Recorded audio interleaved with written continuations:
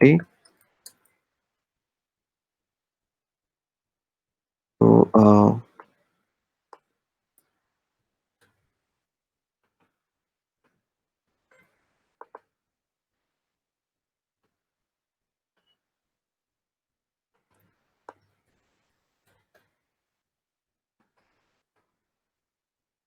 this also it will work.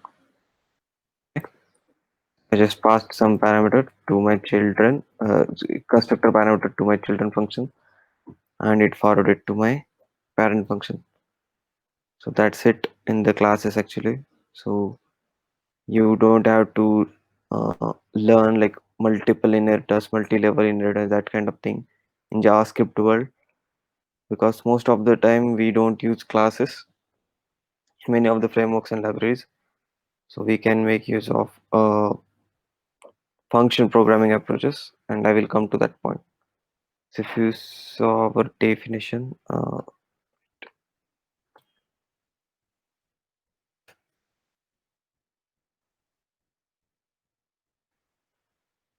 okay, so here we said, right, so JavaScript is a multi-paradigm, and we'll look what exactly the multi-paradigm is, and we are also saying like it is prototype based. Also, it is object orientation. Sorry, it supports prototype based object orientation and normal object orientation, what we just saw, and also it supports the first class functions.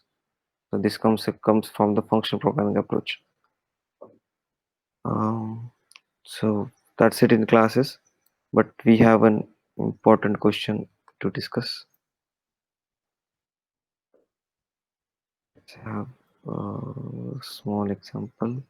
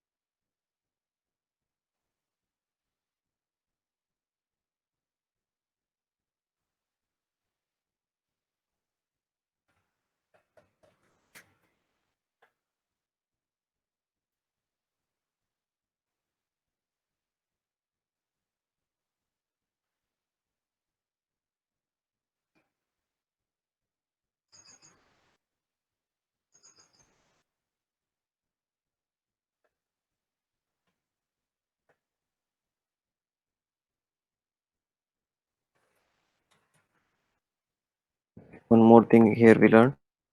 So if you have single class, you don't have to call any super thing. But if you extend something, then only you have to call super. So here what we are doing, like we have one student class with some get data, and this get data is a normal function, and we used we called we tried to print this dot name. So this code is working, but from where this is coming from, this dot name, from where this context is coming from. So if you see here, this function is declared and defined in this parent class. So automatically it will uh, when this function will try to resolve this line, it will check, okay, what is this dot name, where it is defined. If it is defined here, it will take it. If it is not defined in this context, then it will check in the class context and it will print this dot name. But okay, what if we use arrow functions?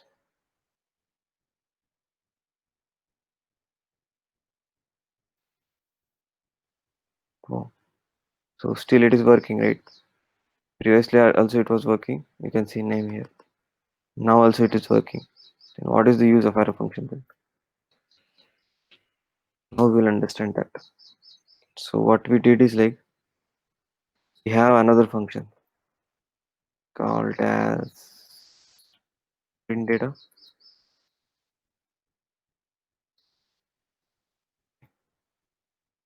So this function is a kind of higher order function. Higher order function means this function has the capability to accept an argument as a function.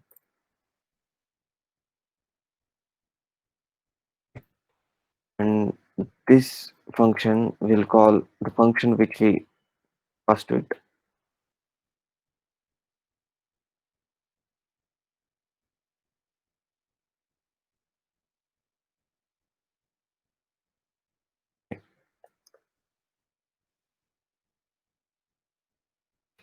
Now what we'll do is like we'll call student.print. This print function will call this print data. It will pass the get data to it. We got the error. So this get data is not defined. Sorry. Here we missed this keyword. And yes, we got this error. So what we have done now, like we just have another function, print data. We are passing our function to this function. It will call our function on behalf of us. And we invoked is.print from the student class. And print is calling the print data function. And it is passing our this.getData function. So this print data function will call over this get data function. But while calling the function, it is not getting this dot name. But how and why this happened? Because at the same time, I will just comment on this line. If I again print the s.getData function, it's working. If I do like this, it's not working. Why? Because JavaScript is interpreted programming language. So what it will do, it will try to nearest context. So when I executed yes.getData, it went into getData and it checked here. It was not able to find the name variable. It tried to check in the global scope of this context and it found and it printed this dot name. Okay, but what happened here? So when we do print data this dot get data, then one of the copy of this function went to print data. It is trying to execute that copy. It was not able to get the this dot name variable. It tried to search the global scope but not able to find. So how can we solve this problem? In this scenario, without ECMA6, you can do this while while passing the function. You can also bind this context, so it will solve the issue. So what you are doing? So there is some function, and you are binding this context to this function, and you are sending the new copy to the print data. Why new copy? I can tell you here. Let fun equal to. Okay, so this this dot get data dot bind this will return a new function to you, and we are calling that function which is bounded to the uh, with this context. Can we solve this problem anyhow without calling the bind function and all? So yes, we can solve it by using the arrow function. If we make our get data as arrow function, then we don't have to find it. Now it is working. If I remove the arrow function,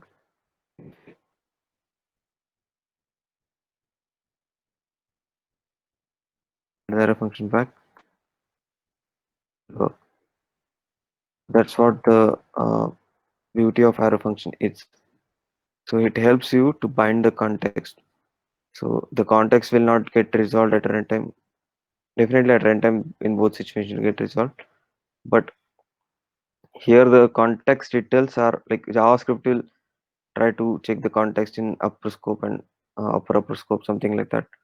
But in the arrow function, Wherever you declare array function like this, it will get the context nearby context and it will bind it with this method by default for you. So this is very important concept to understand, because in React.js we there are many use cases where we use this kind of syntax. So for example, this will be, suppose this is our button component. So on page we will pass our handler, which is defined in our uh, class. Means we are passing a copy of our handler, which is okay. I will, maybe I can write the React.js class how it looks like.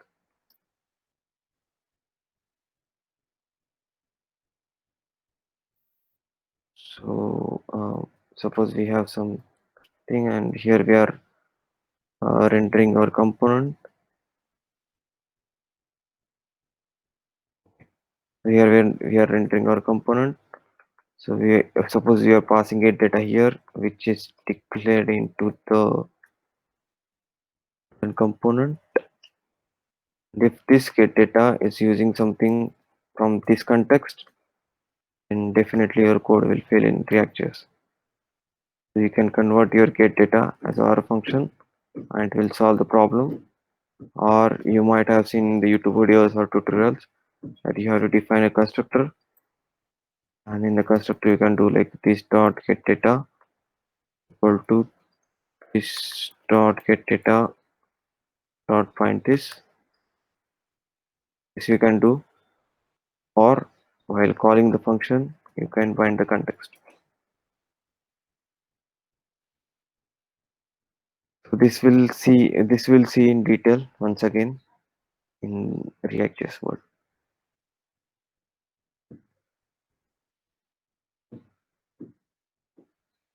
Any questions on classes and lexical this, guys?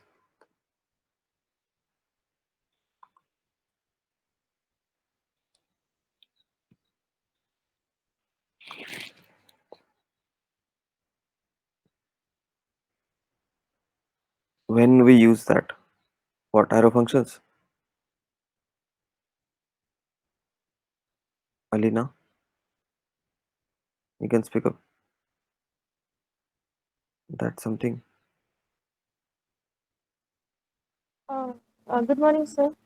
Hi, good So morning. when we use means kind of when we have the function inside a function, and in that context, I've seen in one of the example like we are not able to use this, and we use like that equal to this, and then in the nested function we use that dot whatever we are trying to use. Mhm. So actually, what happened? What will happen? Like JavaScript is a multi-paradigm language, so it supports both object-oriented and functional programming. So in function programming, you will pass one function to another function. So in future, like you will come across a situation where you will write a function which will accept a function or some set of functions which may calculate those function or which may return a new function once back to you. So if you keep passing this function from one place to another place, but definitely as we are coming from Java and C++ background, we have a bad ability to uh, like to refer some variables from above parent context like this. So this print, we have written a print function which is getting something from parent. And why this is coming from? Because we learned something for something like a class. We said, okay, there will be something called as class, and we'll have member functions or say properties in the class, which will print and access the values of the class. So that is our mentality, because we are coming from the uh, object oriented background. But in the but in the JavaScript we have one other paradigm called as a function programming approach. In function programming approach, we will have a pure functions. So what is pure function? Pure function is something which has nothing to do with its parent context. So in this scenario, this print function is not a pure function because it is referring to this which is not in this context, which comes in parent context. So take an example. Suppose if you have a variable called as if you have a function called as add and it is accepting a comma b, it is printing the value of addition, then yes, it is a pure function because it has nothing to do with the outside world. But if you have some, so let's say 3.14, okay, if you have some area kind of function taking maybe radius, what it is doing like 2 into pi into r. So in this scenario, the area is not a pure function because it is accessing something which is not defined in its context. So okay, so this is one of the example. So in function program approaches, as I said, like you will try to pass function from one place to another place. It JavaScript will not carry the context with him. So you have to tell JavaScript, okay, so getData is a function, even if it is declared in the same class, even if on a runtime, if you call this function within this class, it will access the this.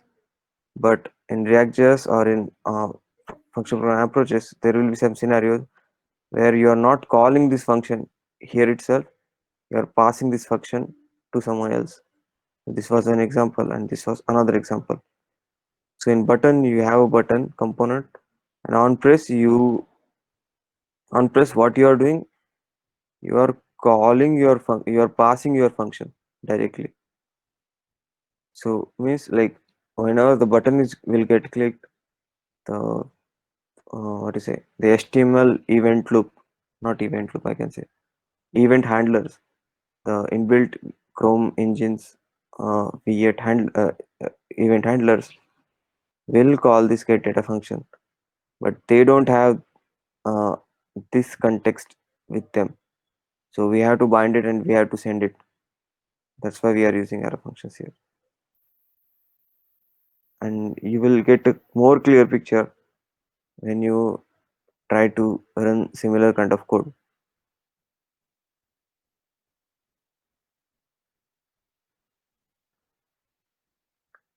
And we will also cover some function programming approaches.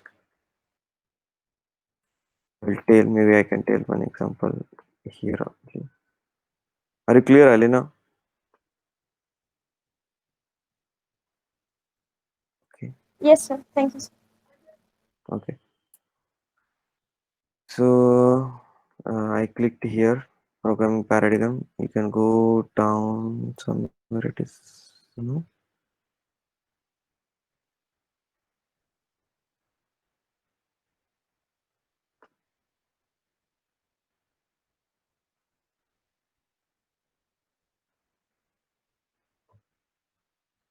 Hmm. So our mentality is this. Uh, See what we are going to do here is uh, the following two examples. They multiply all even numbers in an array by 10 and add them all, storing the final sum in the variable result. And how we will write? Like we'll have an array. We'll start iterating from 0 to length, and for every number we are checking if this number is uh, divided by 2 means it is even number, and for every even number we will multiply it by 10 and we'll add the addition into our result variable. So given this task, then definitely most of you will write this code. This thinking comes from an imperative programming language. This is not a function programming language. In function programming language, we'll divide our logic in terms of functions. So as per a task, we said like we have to multiply all even numbers. So multiplication is one function, even finding even numbers is another function, and we have to add them all. So maybe adding is another function. So instead of writing imperative code, we can write in terms of function. So this is our code. Yeah, we just filtered. So we first filtered the odd number, even numbers. Then once we filtered all even numbers, we got the minimal subset of our problem statement. So for all even numbers, we have to multiply them with 10. Then we added a map. Then it got multiplied by 10. Then we again found one minimal subset of a problem. Next is like uh, we wanted to find the sum of all uh, numbers multiplied by 10. So we again added a reduce and it solved our problem. So we have to in JavaScript world you have both approaches, right? And both are working approaches.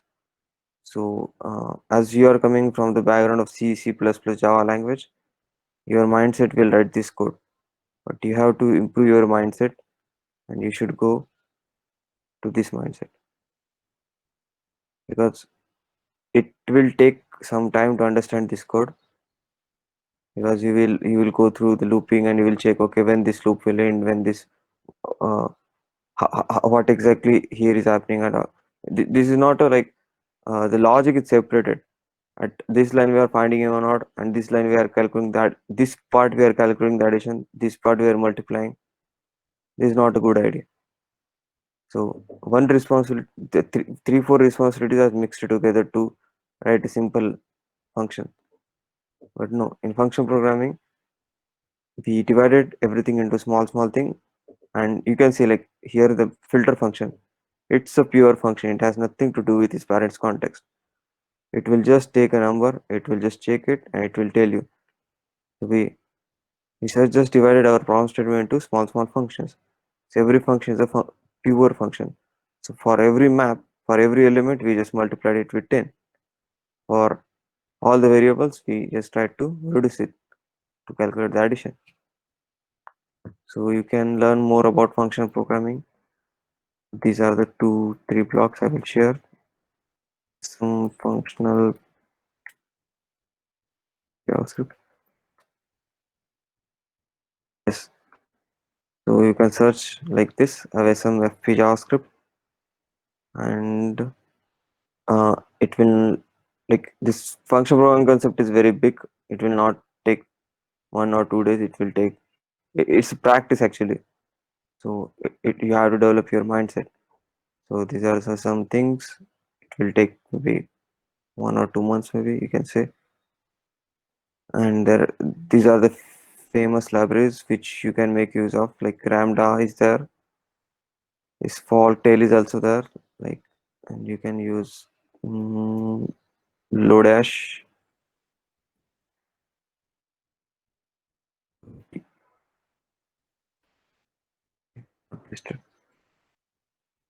So you can learn any libraries. Like nowadays, these are the famous libraries: Ramda and this Folktail. Okay, Lodash is also there. This is also one of the famous. This is another famous library. You can see 19K stars, 45K stars, guys. So yes, you have to learn about function programming as well. So we are mixing our class concepts with the function programming.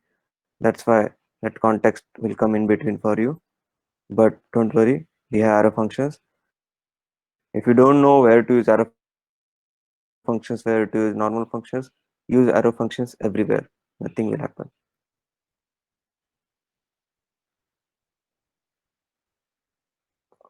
So that's it in the classes. We missed one concept in class. We okay. Don't need to give an example. In the class, we also have getters and setters method.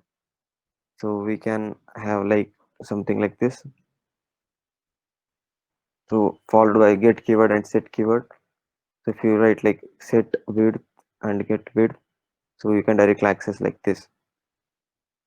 So here we have a sorry, here we have a area, and we wrote area here, get area. So directly we can do r dot area. So without a function call, it will give me the area. So this is one of the good concept. A static you must guys knowing like from the previous background. So static is something without using a object we can call the class methods. That's what the static is. And that's it. So we learned lexical this function programming.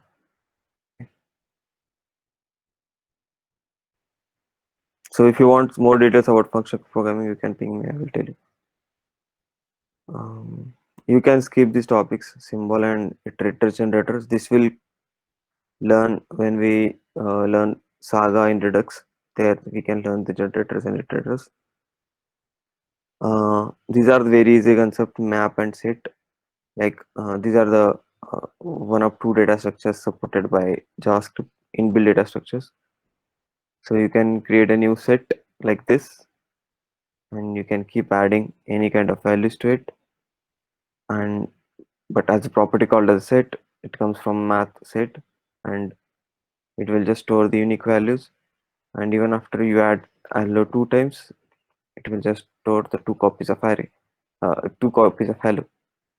That's it. So I think easy concept, no need to take any example.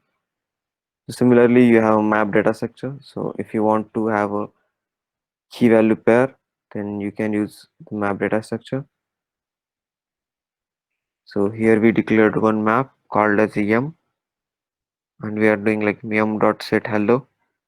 So for key hello, this 42 value will get set.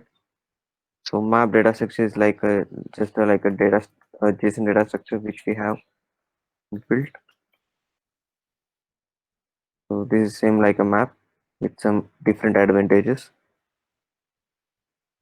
That's it actually for map. This we can skip weak set and weak map. No need as of now. This also.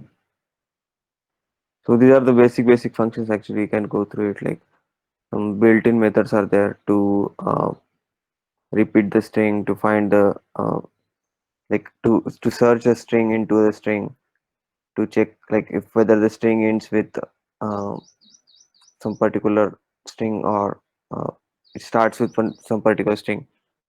So this comes from a basic C language background. I think we don't need to take any example, but you can learn from here.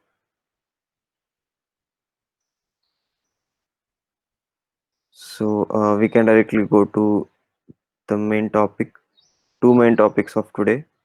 We left with 1 hour, and the topics are import export and promises. So what I will do, I will write a const add function with which will be array function, which is calculating the addition of a plus b. It will print. So what I want to do is like I want to have a different file called as math.js, and in math.js I want to write my add function. I want to export that function from here, and I want to import it in my index.js and print it. But first to export is I have to use export keyword. Okay, and here I can import that add from math.js. I can call add function.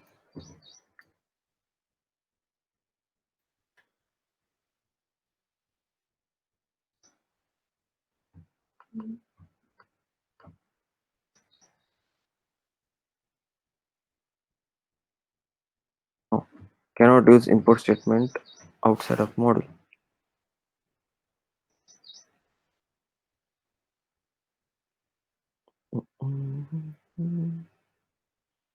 Okay, this is must be because of two reasons. uh, will suspect on our first reason. Okay, so cannot use import out statement outside a module. So what we can do, let's search on internet and see whether this is because the support of ECMS script in Node or not.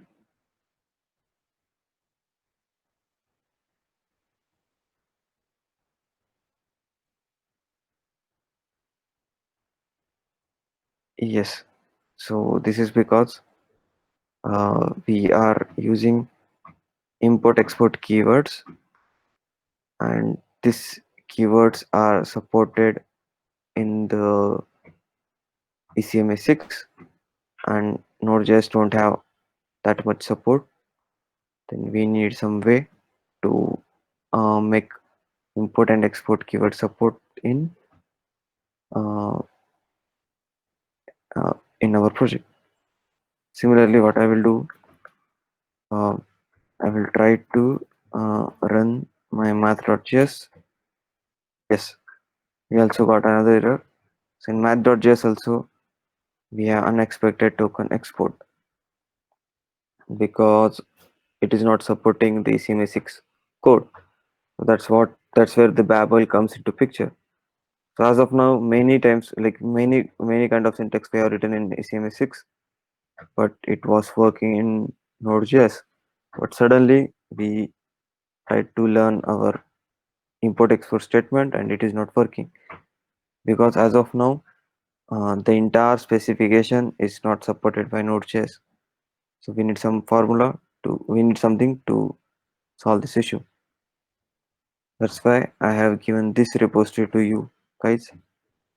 So in this repository, what I have done, I have installed 2 3 libraries like Babel, CLI, Core, Babel Node, Preset env and all. What exactly the Babel Node is? Babel Node is a Node.js with having a Babel functionalities capabilities. So Babel is something which converts your ECMS6 code into the normal JavaScript code so that normal engines like Node.js and all they can run your JavaScript code. And whenever you use Babel, so it comes with you have to also write one Babel RC file, and in the Babel RC file you can mention the presets and plugins. The plugins will go. So you can mention the presets and plugins. So what exactly the preset is and what exactly the plugin is. So preset is something. People, the people came up with a standard. Okay, they said this is a standard means like they just listed out all the features. Okay, import export is there, arrow function is there. They came up with some specification. They said okay, this is one preset, you can use it. So for normal uh, JavaScript running, we are just using this preset, but it like depending on use case, you can use React.js preset, React Native preset, or any third party kind of library preset. But there is also something called as a plugins. So plugin is something, suppose so in JavaScript world it's open source. Like every developer will come up with his own feature. Like suppose I come up with a uh, arrow function. Okay, then I want to share my arrow function library with everyone, and they should use my arrow function as their inbuilt JavaScript feature. Then in that scenario, they will write a plugin and they will submit their plugin to Babel community. And if you add the plugin name here and if you install the same library with Yarn, then it will start working. How to do it, I will explain in some time practically.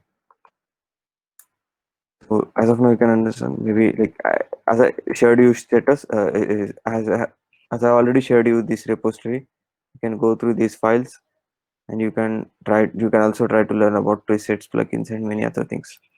Okay. So to run the HTML6 code in package.json, we also mentioned to mm, so instead of running node followed by folder file name, we are doing Babel node followed by file name. So, so I can write our math.js here once again and copy this math file, paste it here, index.js, try to import math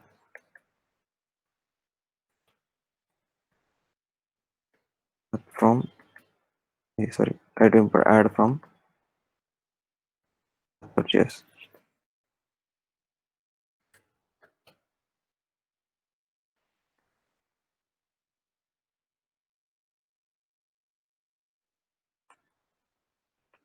Just start our node.js server.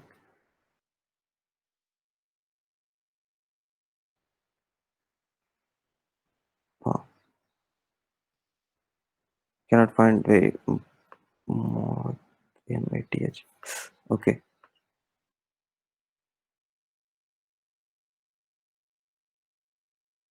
not a number. Perfect. So this is working. So what we have done, we used our math.js. We created just one file called as math.js. We wrote our addition function and we just exported with our export keyword, and we wanted to import our math, our add function here.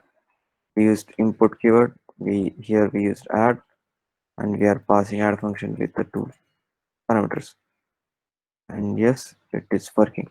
Addition is 30 here. So now, is this much clear,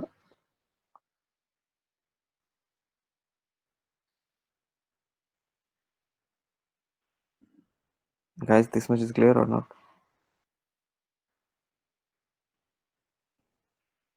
Yes, sir. Okay. So now we will learn some other options, like how many types we can export. And Sangamish, yes, uh, can you zoom in little bit? what Course. code, right? Huh.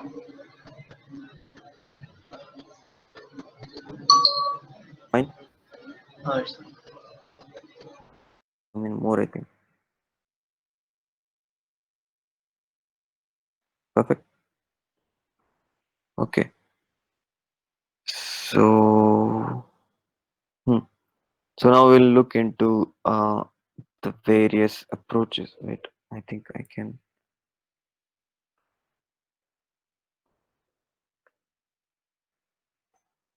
To do it, how to do it, how to do it.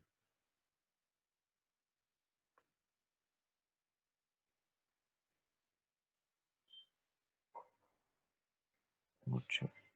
Maybe I can take this to right side. Show my editors. Terminal. Show to right side. Tile window to left side of screen. Tile window to right side. No, not sure.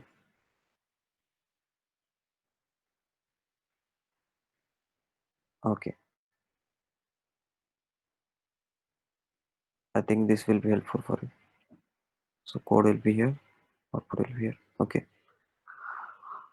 So okay. Now what we'll learn, like we will learn, there are many options in which you can import the things and you can export the things. So we'll start with export. Here we exported one thing called as add. Suppose we want to also export something called as subtract. We'll subtract the things, and again, if I want to use subtract in my code, I can do like I can import like this, import add comma subtract, and I can call subtract function the new values. Yes, it is printing the subtraction. So this is called as a named export. Okay, why named export? Because you are exporting something with some name. You are exporting something with some name, and this is called as a named import. named because you are importing something name as a name. So can you import some other things like adddd? No, because there is no function called as adddd in the math. But that option is available. I will copy. Okay, but that option is available if you export something as a default. So you can do export default, and you can do like this, and you can remove. Okay, can you set it here?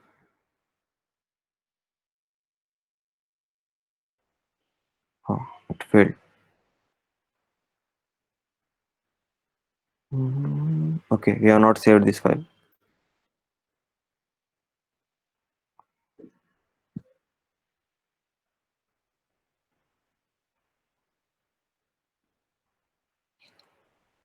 Okay, still failed. Add is not defined. So default. Uh,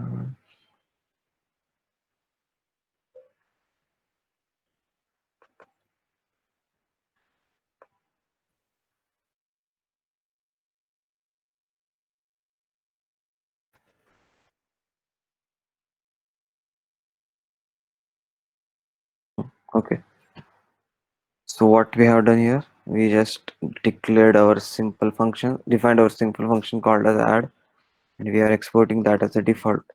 So if you export something as a default, you can give any name to it. So I can give Sam, and I can also call Sam function Sam, but in the end it will call the addition because JavaScript will check, okay, Sam is something which is coming from math, but that is defaulted that is exported defaultly, and there is no name convention in the default export and import. So that's what the default export is. We also have something called as supporting wildcards and all. We'll come to that sometime. Okay, so you can also export the things like this. We can say this is add function, and you have some sub function. You can move this to the end. You can remove export from here.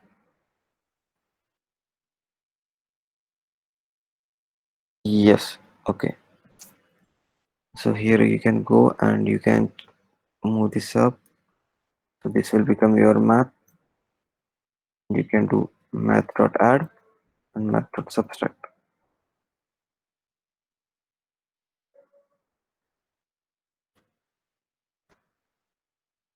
Okay, yes, this is working. So what you have done here, like you have two normal functions. You just exported default, and while exporting default, you said, okay, this will be my these things I am exporting, and one of the thing is add, one of the thing is subtract, and you got import with any name. You can use the same name to call the functions. And yes, it will work. So there is one more approach. So what you can do, you can use export const, export sub,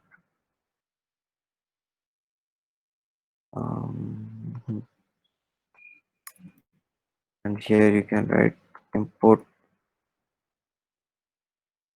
star as math. Something happened. Okay.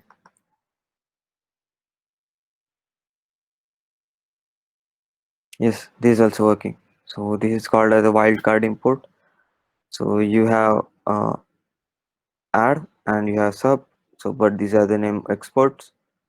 So but you wanted to group everything together into one naming convention, you can say. So you just used import star as math, then everything got imported and it got saved into the math. You can use math.add, math.sub. That's it. So that's what the import and export is. But still you have one more option in the in HTML6 you can also write your old code, like maybe you can write something like require keyword and all to import the stuff, but I will not explain that because again it will confuse where to use require and where to use import export. So you guys are using HTML6, you should use import and export. So that's what the import export is. Any questions on this? Okay. Sir, can we export a whole class? Yes, you can. Sir, can you install Babel from search extension of VS Code? Yes, if you install the Babel from search extension of VS Code, then Babel will get added to your VS Code only. If you share your project with me, then I will face issues. And if you deploy your project to somewhere else, that server will also face issue while building a project. So you should, whenever you should use any library, it should be part of your project. Even I tell like Nodemon should also be a part of your project, because if I am using Nodemon, if you are not using Nodemon, it will be a problem. So you can add that in the dev dependencies so that whenever you install the packages, Nodemon will come to you. Similarly, you also should add Babel. So how to export a class? Nice question. So we have a class called as a map, which doesn't extend anything. It has one add function and one subtract function. Text to arguments it returns. Then how to export it? We can use export default math. Hmm. Here you can go. Here you can do import math, and you can create a new object of math, and you just use em.add em.subtract.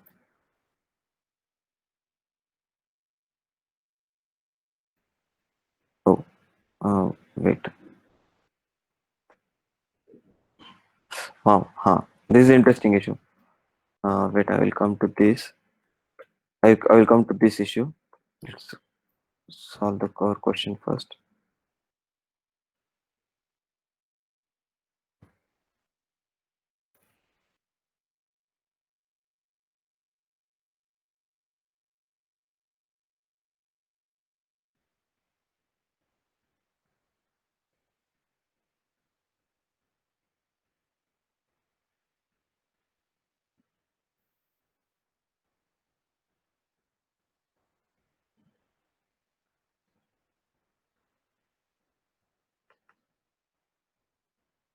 Okay. Cannot call a class as a. Okay, new keyword you missed. Hmm. Yes, it is running. So here are two things. First of all, you should not use your math class definition like this, because no one will create object of your math class. So it is recommended whenever you write a math class kind of thing, you should use the static functions, so that without creating any objects, I should be able to call your math functions. This is the recommendation. Perfect, working. So I will just do the code.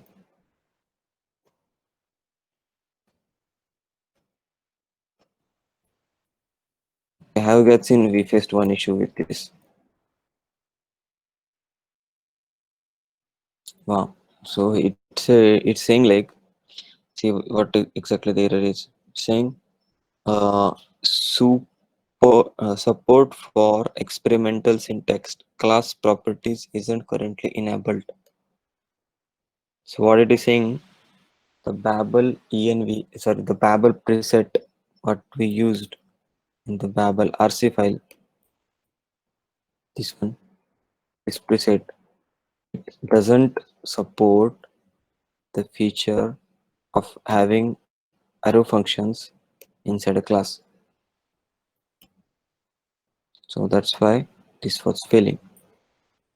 But as a developer, we want that scenario also. Then what to do? Just find out the Babel plugin which supports this, add it in our project, and add into the Babel configuration, and this will start working. So not theoretically, let's do it practically. So search like Babel class properties or function. No, this not. Maybe this is.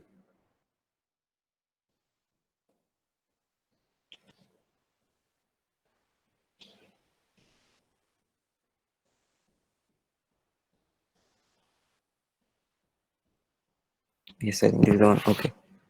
So how to install it? Go here, copy this, uh, add it in our project by using arn yarn add paste it, or you can use npm installation. No issue. Yes, it got installed.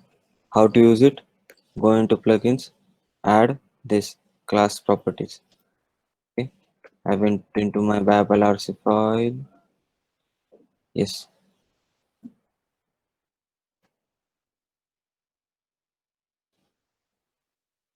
Babel RC file. Add the plugin. Yes, plugin is looking correct. Now we'll close it. Now we'll open our terminal and now run it.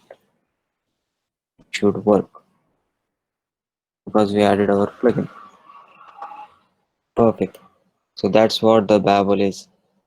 Every time everyone will come up with some new features, and if you want to use these features in your project, we have a Babel. Just find out the particular library, plugin, preset, anything, integrate with your project, and start using the feature. So that's what we do in our organization also.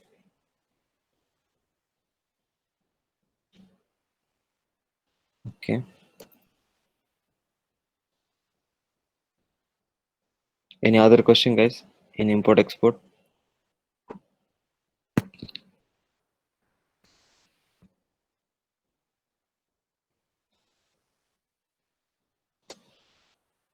Guys, any question or should I proceed?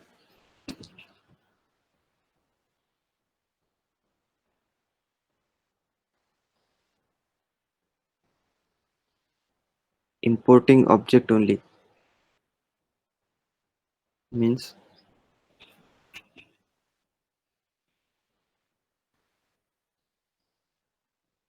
so okay. So suppose you have an object called as a math, and in the math object you will have two functions called as add and sub. You want to export your math, which is object, and math, which is object, and yes, still your code will run. No, not running. Same issue. So we said hmm, unexpected token. Unexpected token because again inside your normal object the arrow functions is not supported. Go and find a particular plugin and use it, but it will work.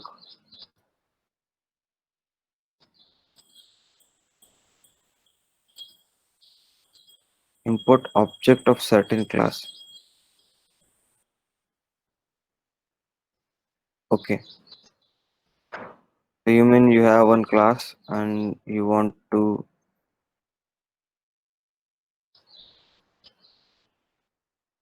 so you have one class and you want to export the object of the class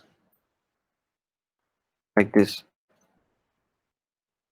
So this will become, here we don't have to call math, automatically this will become yum. Yes, running.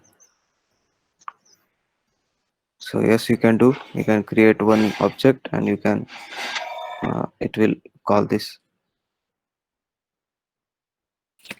Is that, was that your question?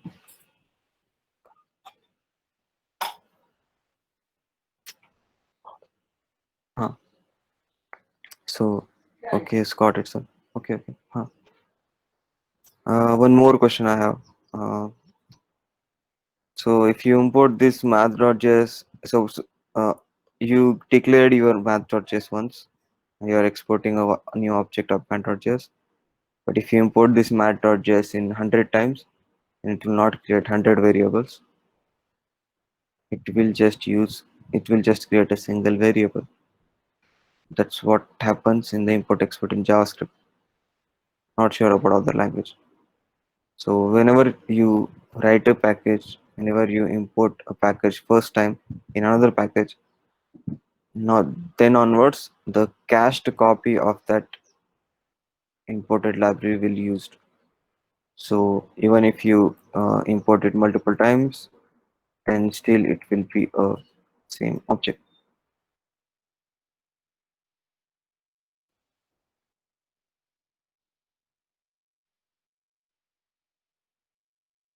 Maybe we can uh, try it practically.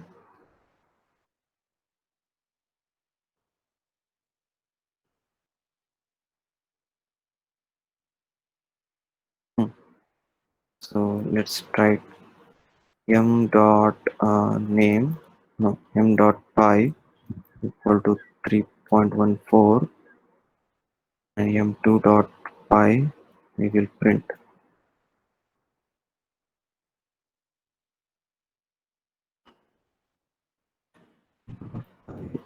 py.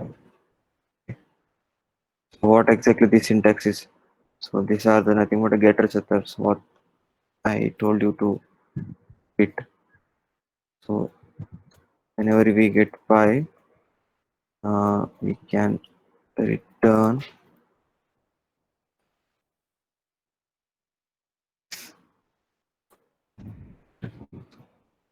getter setter. Okay, we can return this dot py, and whenever you call set dot py, it will take that py variable and it will store into this dot py. So from the in the construct we can have them. Okay, don't let's not have a constructor.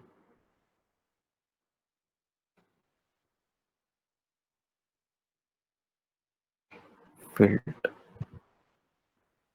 this dot py equal to py. Maximum call stack extended. Oh, okay.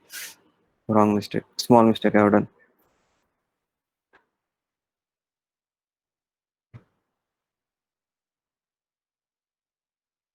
Wow. See what happened. You just created one class, you exported, but you imported twice. So how many objects created? A single object is created, not two. And what is the proof? Because in the first object you set the py, and from the second object you print the py, but it is printing 3.14 from the second object, because when you import it second time, it was referring the previous cached copy of the object. That's it. Any other question on import export, or should we move to promise?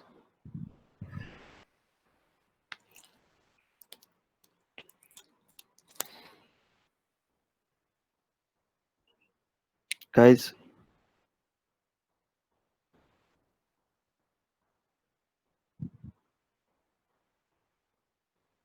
are you there, guys?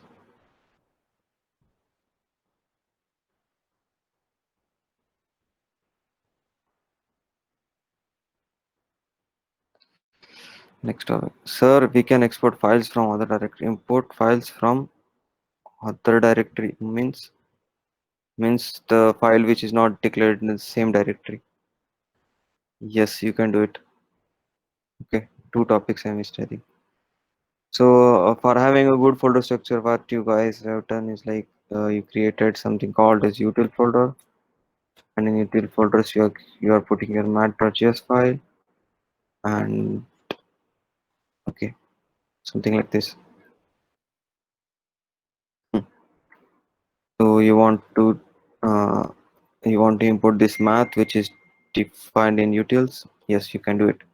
Dot slash util slash math. Still, it will work. One more thing, one important concept is pending. So your target is to wait. I think we can change something.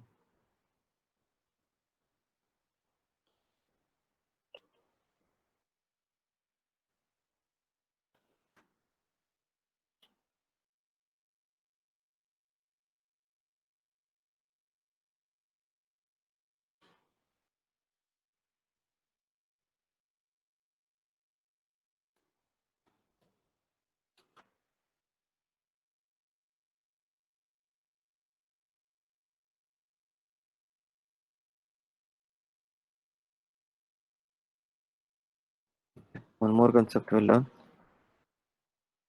So what you have done, you defined your math utility, and you are saying, okay, just give me two functions called as addition and subtraction, and you are saying, okay, just add my two numbers like 10 comma 20.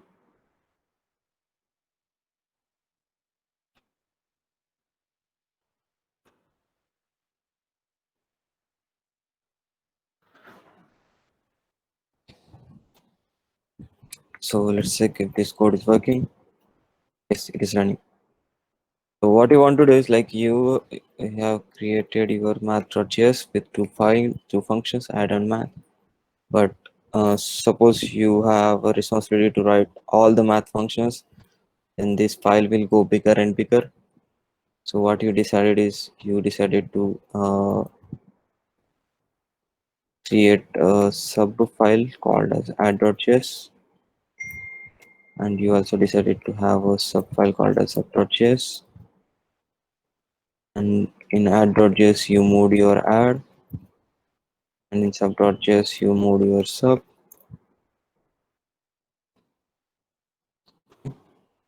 But at the same time you don't want to import, and if you don't want to change your import export statements, or you want to import your add and sub from math. So how to do it? So there is one more syntax. What we can do, we can export and import at the same time.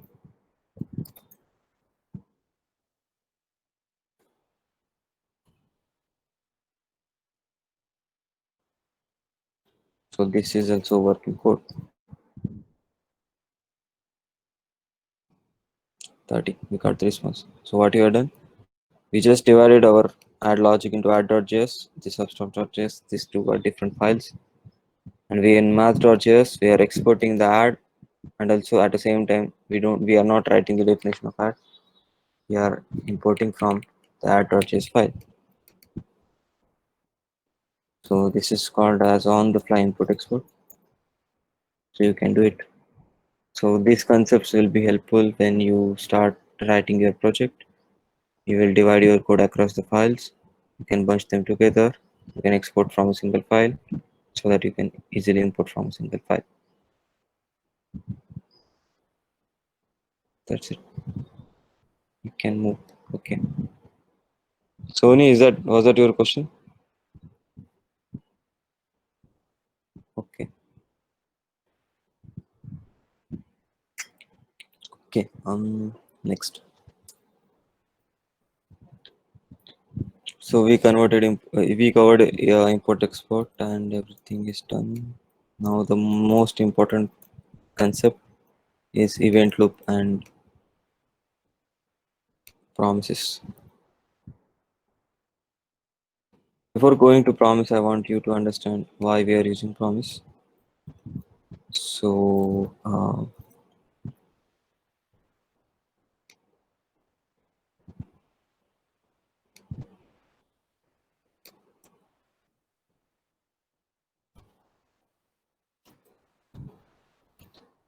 we have some,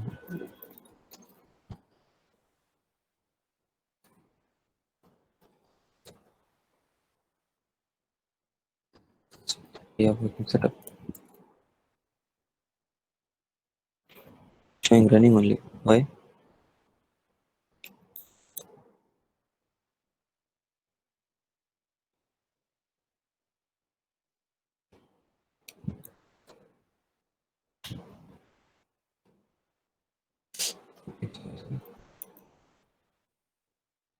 This index.js we are referring to. Okay, working. So we have something called as a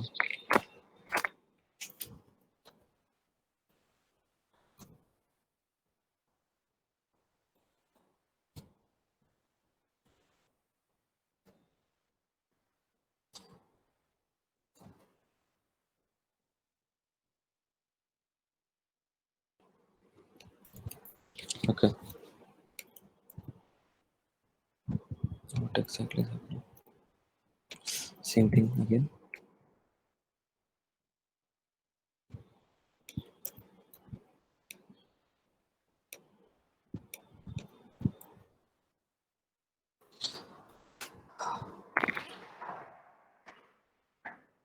Okay.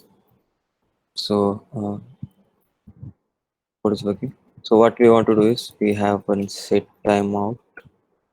So to set timeout something you can pass a function to it and it will execute after a certain number of time. So usually we queue uh, uh, time in milliseconds and which is in terms of thousands. So maybe I can write it set time out successful.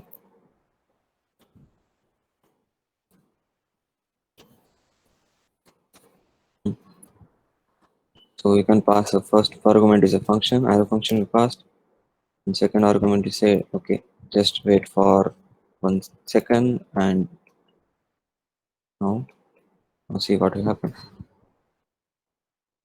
So then first coming here came, okay, fine. We said okay, we have thousand of timeout, and so that it printed coming here too, then it printed working. Then in the meanwhile 1 second passed away, and it printed set timed out done. Nice. But what I done like I will remove this. Hey, what happened? Still this save timeout is coming in the end. How it is possible? Well, I said 0 seconds, right?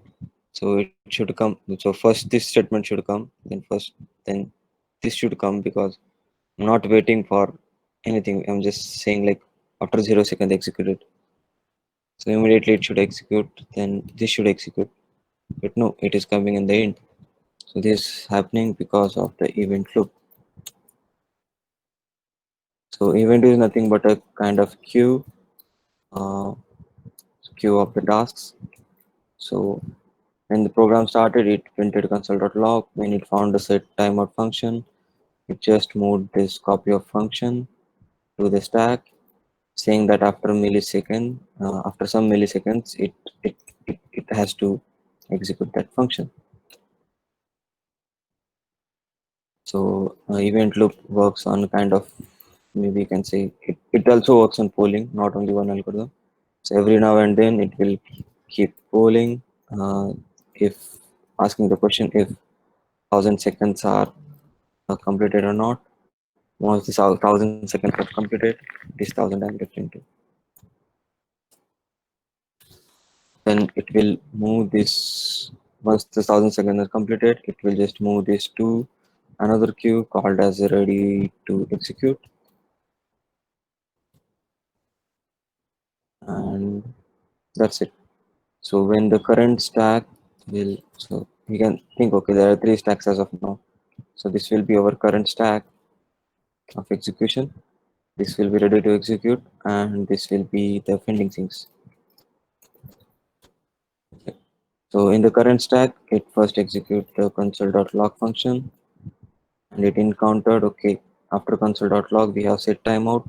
It just moved into the pending stack, and after that, it found, okay, we have another coming dot console.log. It insert the console.log, another console.log. Then it checked, okay, we have last console.log. Okay, that is also executed. Then after executing three console.logs, current stack is null because JavaScript has nothing to execute. Then it will check, okay, this has also completed and JavaScript has moved this to ready to execute block. And once we have something in ready to execute block, this is also the queue. Multiple tasks will come here. It will start executing the things from ready to execute. So because of that, even if it is 0, but it was in the different queue, that's why all other requests from the current queue are processed, and in the end, last queue came to picture. Any questions on event loop, guys?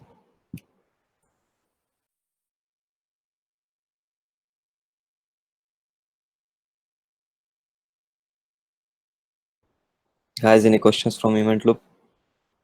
This is most important concept. You cannot move forward if you don't learn it.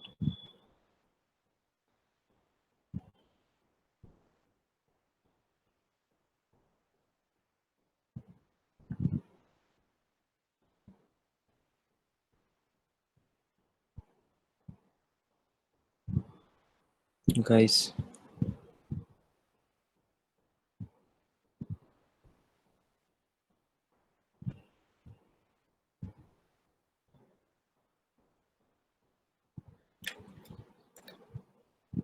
sir, can you revise once? Hmm. Yes, I can revise. Please, guys, please be upfront. Okay. So, okay. Hmm. So I said JavaScript is a single-threaded programming language.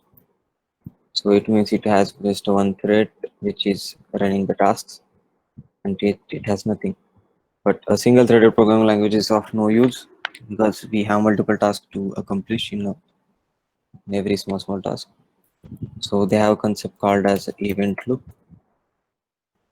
So what is event loop? It is responsible for making async operations. So you can assign task to it. It will run, and once the results are available, it will tell you. So how event loop works? At a high level, you can understand like it has something called as a three stacks. So one is a kind of current stack, and one is called as a pending tasks, and one is called as a ready to execute kind of stack. So when the project start, when this program started, so initially it found okay, we have console.log in the current stack. It executed it. You can think maybe. Mm, okay, so when the first when the first project started, okay, then itself it has a 1, 2, 3, 4. So you can like write maybe we have three console.logs to execute, and while encoding it got first console.log, it started executing it, and it found a set timeout, just added this one as a task to the pending list with some timeout, say 1000. Okay. And after periodically, it was checking, event loop was checking if 1000 seconds has passed or not. And we said, okay, after some time, after 1000 seconds, after not 1000 seconds, 1000 millisecond means 1 second. Okay, after 1 second, we got to know, okay, there is no such a pending task because set timeout is done.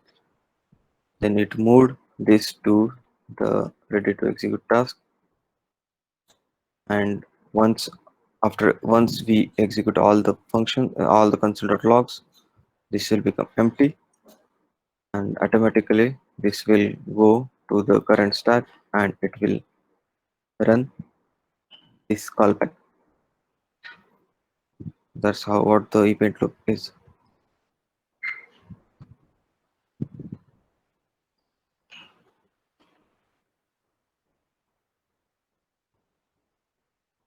Sachin, are you getting the concept or any specific question?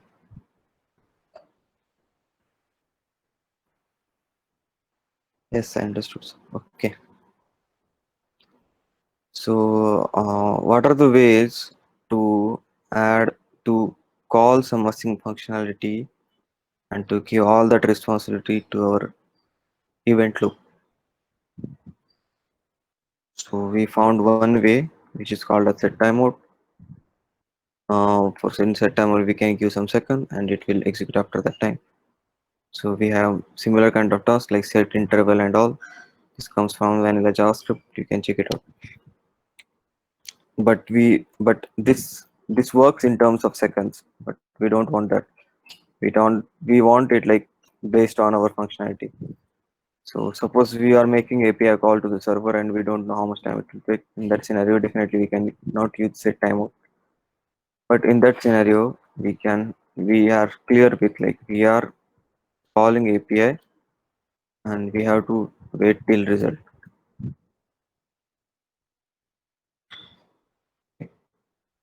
So we are calling maybe some function.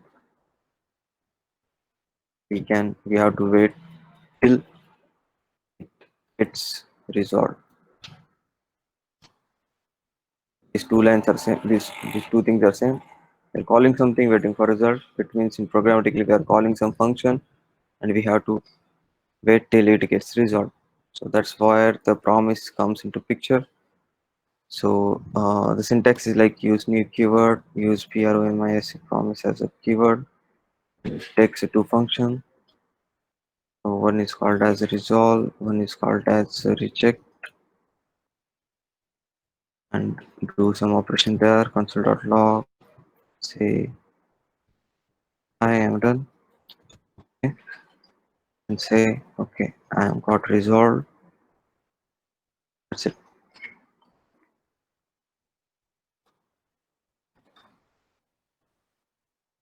So we said okay, I have one promise. I'm creating one promise, and I'm saying like there are some programmatical lines, and once all the lines are executed, I'm calling resolve function.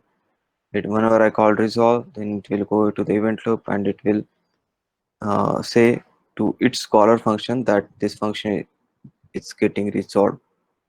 And what it will do, it will take the necessary steps.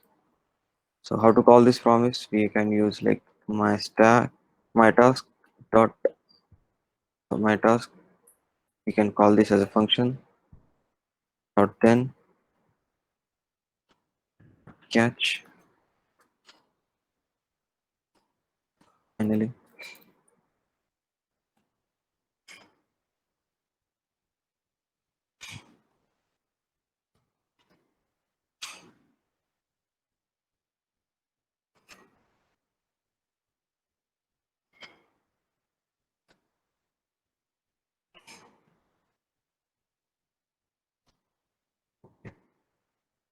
What we have done? So we have coming here one. We just declared one promise. We said okay, we have some set of lines, and after some set of lines, it is directly resolving. And we said okay, how to call this promise? Just call this as a function. But that function, it's normal. It's not a normal function. So we can use a kind of chaining thing. So this is called as a chaining.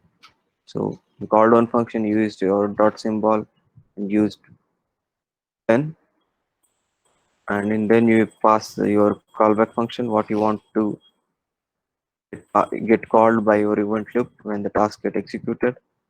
So event loop will detect okay whenever this promise get executes, it will call this function.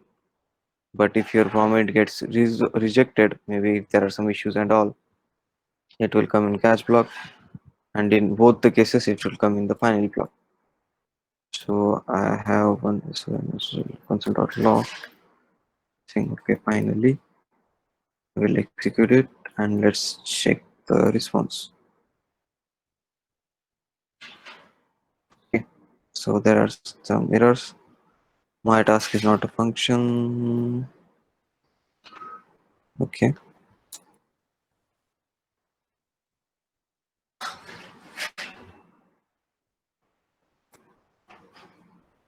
sorry, some syntax mistake. So it started here my task dot then, and what you're doing is so my coming here one came first, then I am done. Coming here two and working, then finally. Hmm. Strange, right? I will come to this final part in some time. First, we'll cover other concepts. Okay. So after resolution, you can pass some result as well, like a parameters, say anything, and you will get this value here.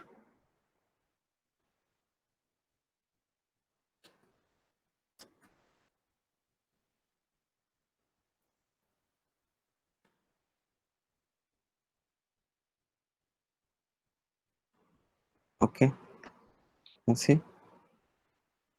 Okay, it means like while resolving, you can pass any parameters also. Also, you can reject the promise with some error.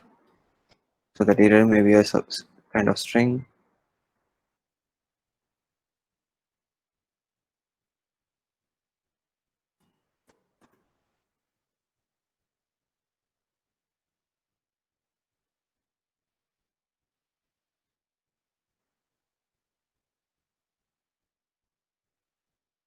Yes, it is coming here.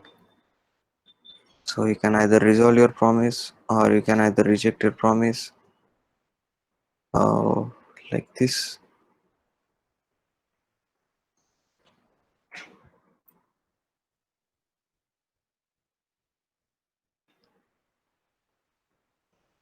Any questions on basic promises?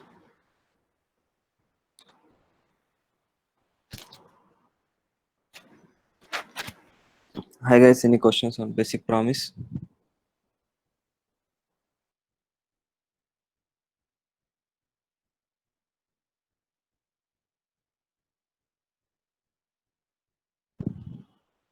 No. Okay.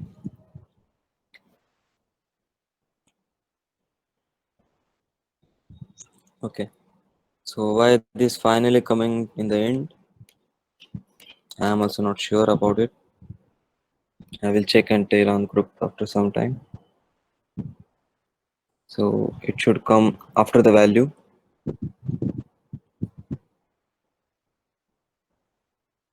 No, correct only, right? It is correct. Uh, hmm, that's right. So first coming here one came, the first statement, and yeah, I am done here. Is correct. So I am done here is inside it. I thought it's example. And coming here too, yes, definitely. Then working will come. And once the promise got resolved, we are printing value here. And in the end, the finally came. Perfect. So we can move ahead. Hmm. So now what exactly the async await is? Async await itself is a promise, but with some nicer syntax. Let's do something.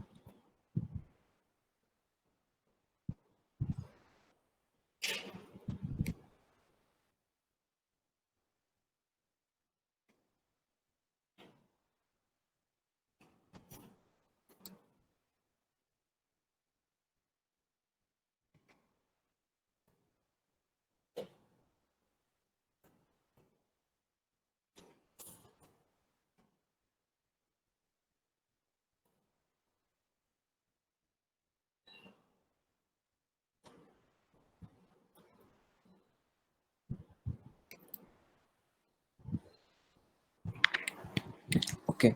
So what I want you to understand is, if we wanted to execute some piece of code after execution of promise, then it went into kind of callback hell because you wrote something here. So suppose similarly you have another task, say my task 2, and what you want to do after executing my task, you want to execute my task 2. Now again you will write some this kind of syntax here. Say again we have my task 3, then you wanted to call my task 3 after my task 2, again it will go like here. So this is called as a what to say, chaining hail or callback hail, because it is going deeper and deeper. Now now looking at a code, can you debug this kind of code? No, right? So this is where the async await comes into picture. So it is just a promise, but with some clearer syntax. uh, I will keep this everything as it is for the reference so that I can compare. I just copied it. Huh. Now what we'll do, this is also working code, guys. Okay, 3 POM is resulted with some different value you can change. So what you can do, you can write a const const my task as a function which executes some particular kind of statements. Okay, but we wanted to give that async, that promise kind of behavior, right? Then we just have to use a sync keyword here, and that's it. So we don't need this. This is my task one, my task. So this is my task one, my task two, task three.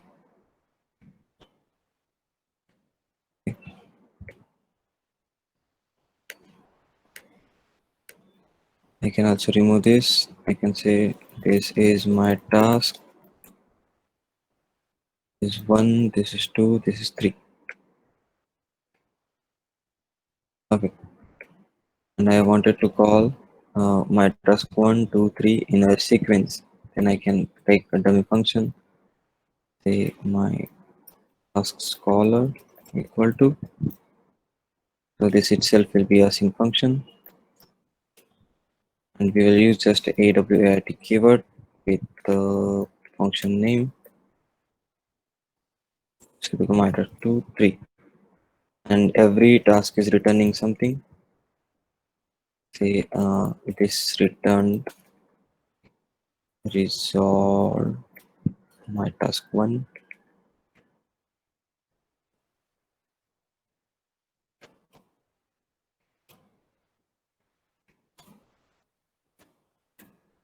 Hmm. And they get response one equal to await my task one. I can print the response like console.log r1 comma r1. Yes, so this will be response 2, response 3.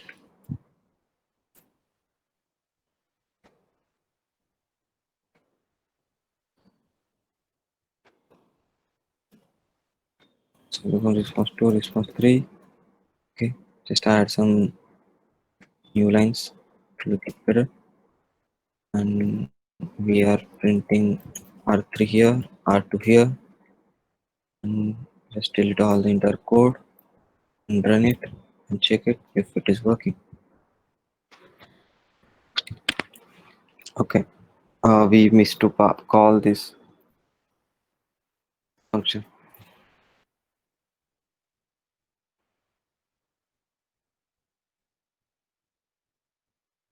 Hmm. So you can see, right? So first coming here 1 came, then this is my task 1.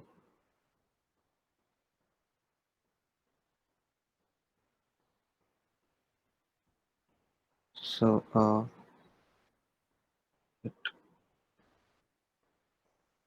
what we can do is get rid of these messages. It will be more clear for you.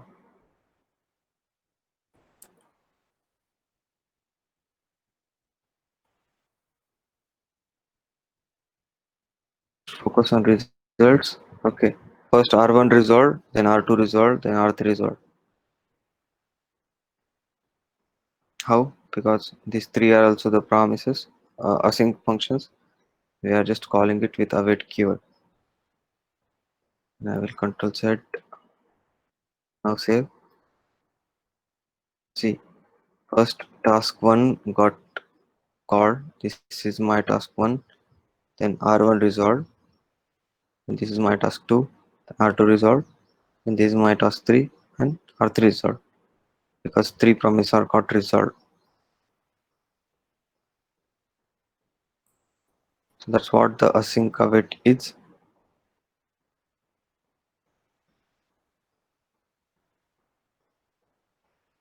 So any question, guys? So the more if you do more practice, then only you will understand async await concept.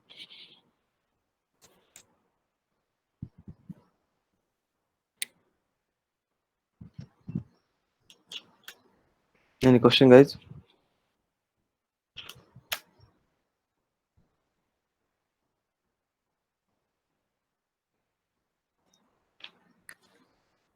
Guys,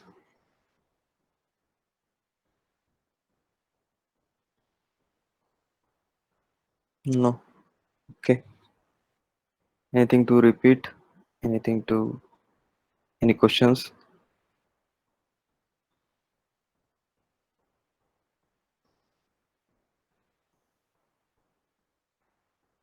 So that's it actually. We covered entire HTML6, I think in 4 maximum 4 hours. Yesterday 2 and today 2. That's it. That's what the HTML6 is. You can practice more and more things. Then only you will be proficient. Okay, then so you have entire day. You can, sir, we will practice it once on our own. Then if you find no course, then we'll ask. Sure. So then that's it. Today you have entire day. I tried my best to make you all on the same page. Please give efforts from your side as well. Be on same page so that tomorrow everybody will be on same page and start reactions. Yes, of yes, of course. Thank you so much, Sangamesh, for both the sessions. Uh, so I hope now everyone will practice on year 6 and will start React soon.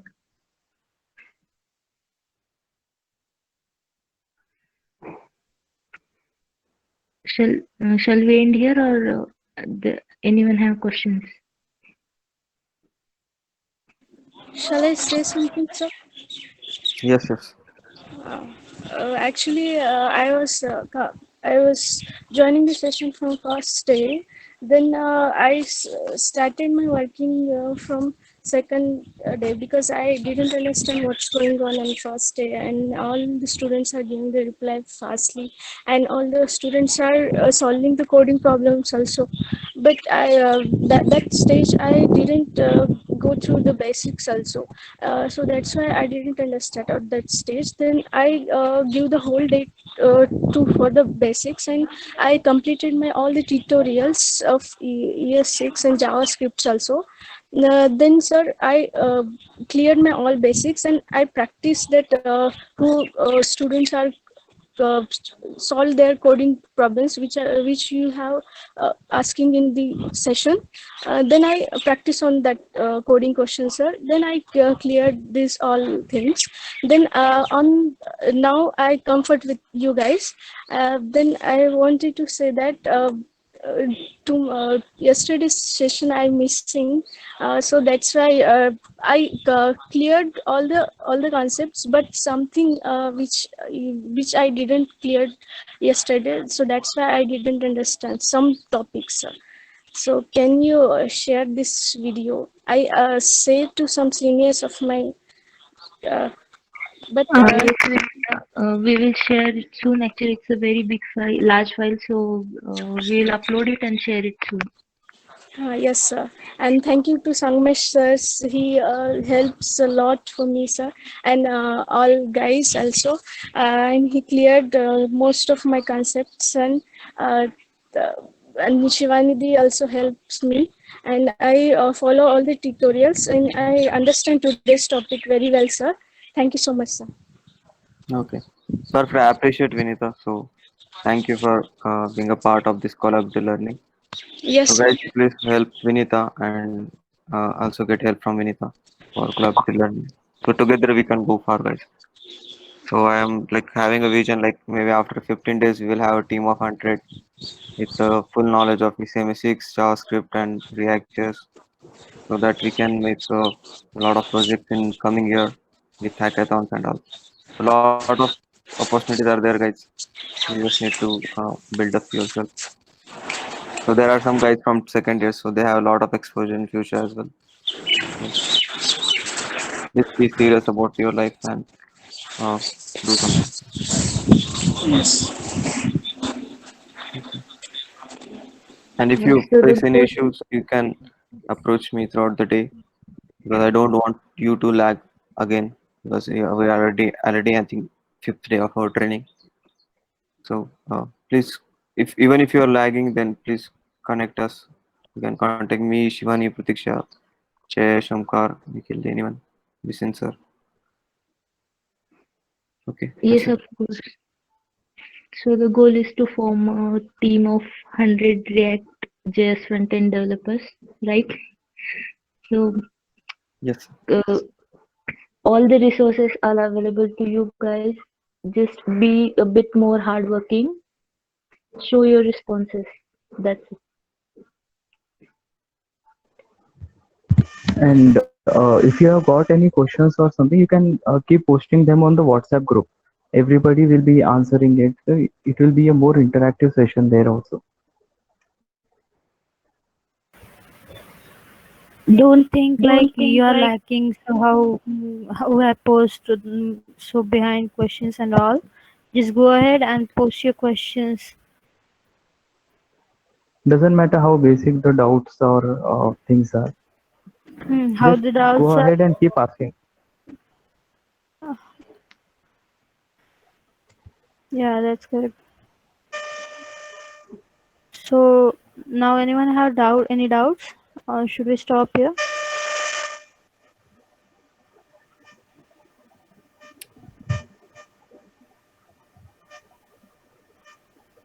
I think Sangamesh, should we stop here? Okay, so yes, Okay, we let's can stop stop it. here. Yeah.